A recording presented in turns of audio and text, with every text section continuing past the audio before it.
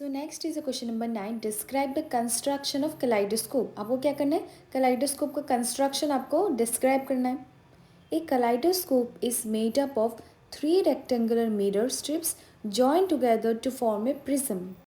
These are fixed in a circular cardboard like tube or tube of a thick chart paper. The tube is slightly longer than the mirror strips. One end of the tube remains closed by a cardboard disc having a hole in the center through which one can see.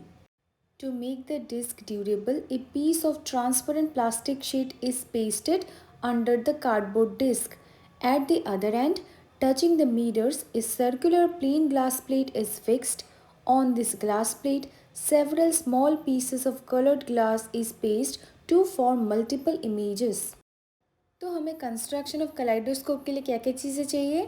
Cardboard disc, plane mirror disc, ground glass disc, then plane mirror strips, circular cardboard tube and broken pieces of coloured bangles. तो अभी हम लोग step by step kaleidoscope का construction, kaleidoscope के पीछे principal के हम लोग समझेंगे.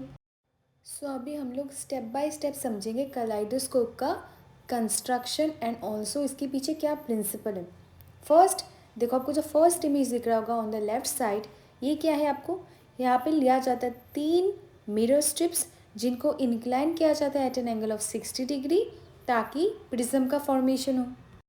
सो this was the first step. Second step में देखो क्या होता है, कार्डबोर्ड लाइक ट्यूब लिया जाता है. जो आपको सेंटर पे जो इमेज दिख रहा है ये थोड़ा सा बड़ा होता है than the mirror strips, only so that जो मिरर स्ट्रिप्स है वो ईजिली उसके अंदर फिट हो जाए. थर्ड स्टेप में देखो क्या हुआ, हमने फर्स्ट क्या किया, प्रिज्म बनाया, देन इसको कार्डबोर्ड ट्यूब के अंदर फिट किया. थर्ड स्टेप में वन ऑफ द ट्यूब में जो आपको ब्राउन कलर का दिख रहा होगा दैट इज़ जो कार्डबोर्ड डिस्क है, उस पर सेंटर पे आपको होल दिख रहा होगा. ये जो कार्डबोर्ड डिस्क है having a hole at it centre, इसको हमने one end of the tube में फिक्स कर लिया, क्लोज कर लिया ताकि हम उससे देख पाए. And right under the cardboard disc, a piece of transparent plastic sheet is pasted, जो आपको थर्ड इमेज पे दिख रहा होगा, only to make it more durable. And other and में क्या हुआ है, अदर एंड में एक सर्कुलर प्लेन ग्लास को फिक्स किया गया एंड वहाँ पे क्या हुआ, थोड़ा सा कुछ pieces of that is broken pieces of coloured bangles को वहाँ पे प्लेस किया गया. नाउ इज अ कलाइडोस्कोप एक ऐसा डिवाइस है which is based on the principle of multiple reflection. तो जैसे अभी हमने देखा जो कलाइडोस्कोप का प्रिंसिपल क्या है, it works on the principle of multiple reflection. यानी जो कलाइडोस्कोप है it works by reflecting light, यानी जहाँ पे जो ब्रोकन पीसेस रखा जाता है मिरर्स का वहाँ पे लाइट को थ्रो किया जाता है. हमें पता है जो लाइट है वो कैसे ट्रेवल होता है, it always travels in a straight line. जब लाइट बम्प हो जाता है किसी चीज़ पे then it changes its direction.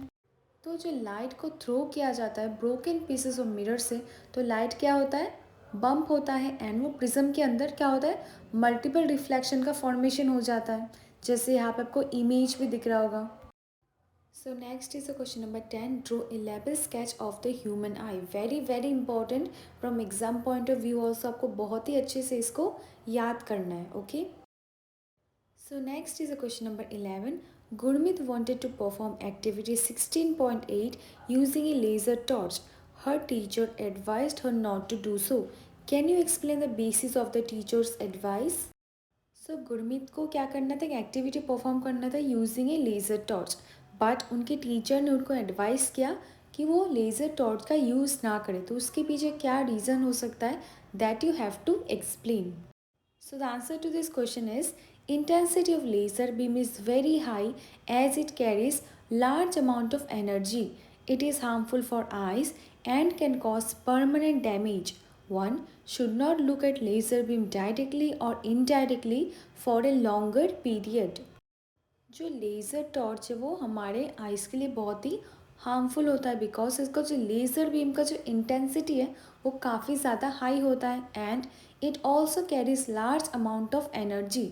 तो हमारे आइज़ के लिए क्यों हार्मफुल है, क्योंकि अगर हम लोग उसको डायरेक्टली या फिर इनडायरेक्टली भी देखेंगे it can cause permanent damage to our eyes and that is why the teacher advised her not to use laser torch.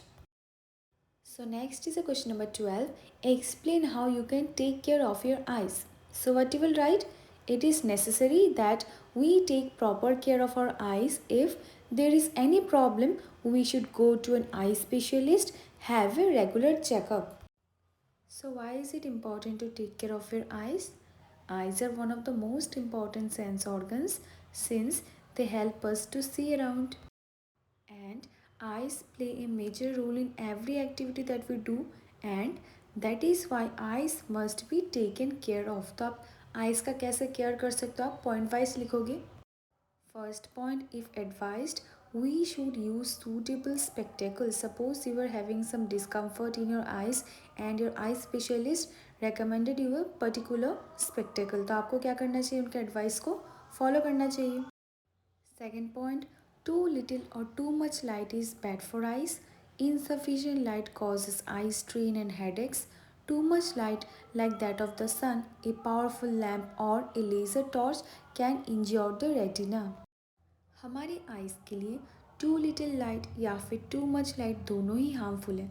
Suppose आप एक ऐसे एरिया पे बैठो जहाँ पे इनसफिशिएंट लाइट प्रेजेंट है, then it causes headache and eye strain. And on the other hand, अगर आप ऐसे एरिया पे बैठो जहाँ पे बहुत ज़्यादा लाइट है, दैन क्या होता है, it can इंज्योर the retina. Third point, we should not look at the sun or a powerful light directly because it can injure the retina. जो हमने similar type of point देखा था second point में. We should never rub our eyes if particles of dust go into our eyes. We should always wash our eyes with clean water.